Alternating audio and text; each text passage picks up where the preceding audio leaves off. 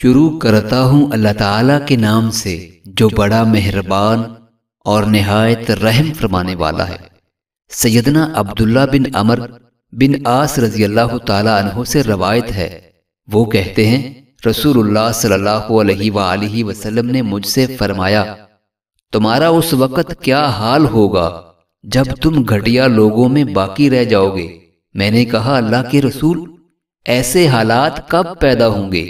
آپ نے فرمایا، جب مسلمانوں کے وعدوں اور امانتوں میں کھوٹ پیدا ہو جائے گی اور وہ اس طرح ہو جائیں گے۔ یونس راوی نے اس کی وضاحت کرتے ہوئے انگلیوں میں تشبیک دی۔ میں نے کہا، اے اللہ کے رسول، میں اس وقت کیا کروں؟ آپ صلی اللہ علیہ وآلہ وسلم نے فرمایا، تم اللہ تعالیٰ سے ڈرتے رہنا، اچھے عمل کرنا، غلط کاموں سے بچ کر رہنا اور اپنے مخصوص لوگوں کا خیال کرنا اور عام لوگوں سے بچ کر رہنا۔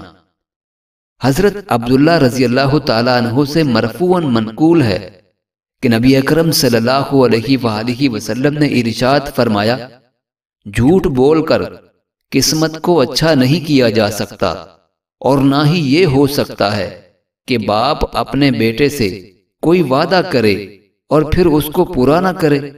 سچائی نیکی کی طرف لے جاتی ہے اور نیکی جنت تک لے جاتی ہے، جھوٹ گناہ تک اور گناہ جہنم تک لے جاتا ہے۔ سچے آدمی کو لوگ صادق اور نیک کے لفظوں سے یاد کرتے ہیں اور جھوٹے کو برا بلا کہتے ہیں۔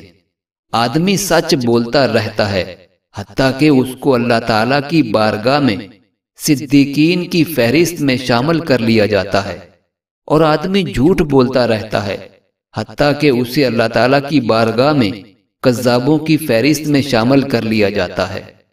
معزز ناظرین، اللہ تعالی ہم سب کو نبی رحمت صلی اللہ علیہ وآلہ وسلم کی ان احادیث مبارکہ پہ عمل کرنے کی توفیق عطا فرمائے، آمین۔